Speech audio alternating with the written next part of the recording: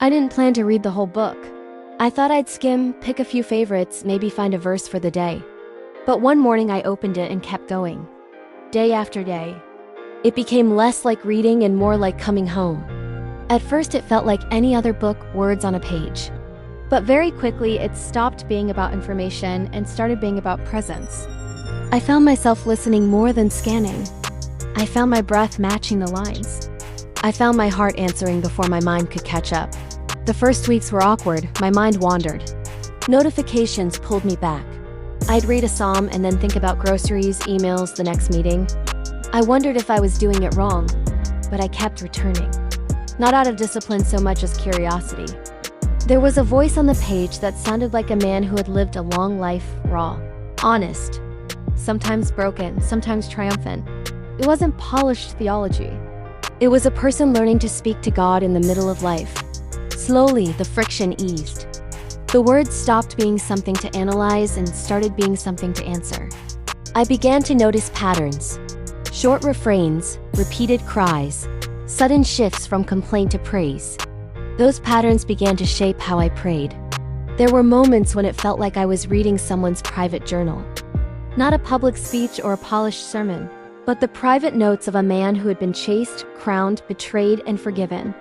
The Psalms read like snapshots, a night in a cave, a morning after a victory, a midnight of doubt. That intimacy surprised me. I expected distance. Instead, I found proximity. I could feel the seasons of his life. Fear, grief, gratitude, awe, and they matched seasons in my own life.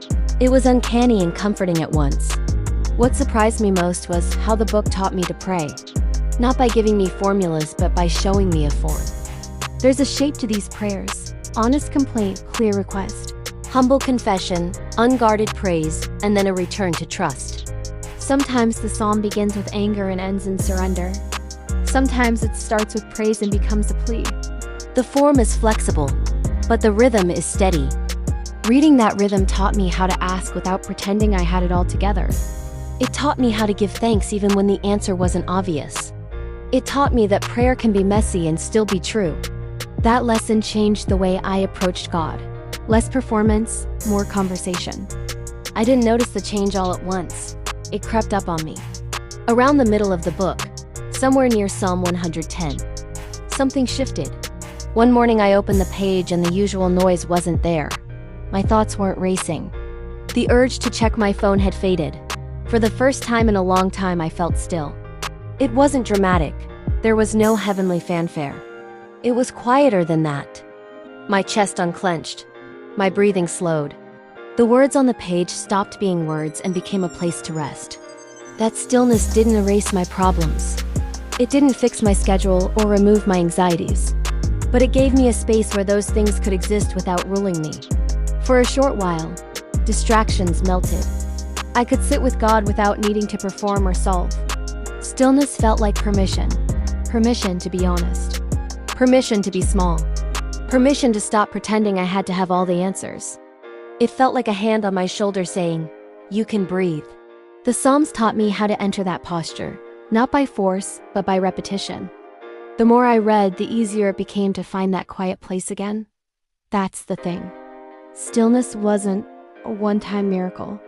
It was a skill I was learning. The book gave me the rhythm. I practiced it. Over time, the pause between my worry and my response grew longer. I could notice the noise and choose not to follow it. People ask why the book is so long. I used to wonder that too. Now I see the length as part of the design. Stillness doesn't come from a single verse. It comes from immersion. It comes from reading enough of the same voice that your soul begins to recognize the cadence. The length trains you. It repeats the forms of prayer until they become second nature. If you're looking for a shortcut, there isn't one. The long haul is the point. The repetition is the teacher.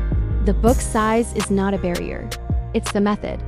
I felt compelled to share this because it changed how I live.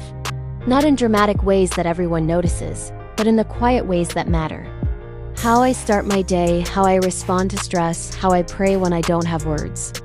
If you're tired, anxious, or simply restless, I want you to know there's a place to practice stillness. You don't need to be a scholar or a pastor. You just need to open the book and stay with it.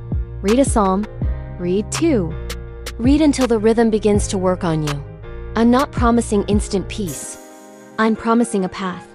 A steadying practice that, over time, trains your heart to come back to center. If you want to try this, start small and be patient. Read a psalm a day. Read a chapter in the morning and one at night. Don't hunt for the right verse. Let the book find you. And when the noise comes, as it will, remember that stillness is a muscle. It grows with practice. Open the book. Breathe.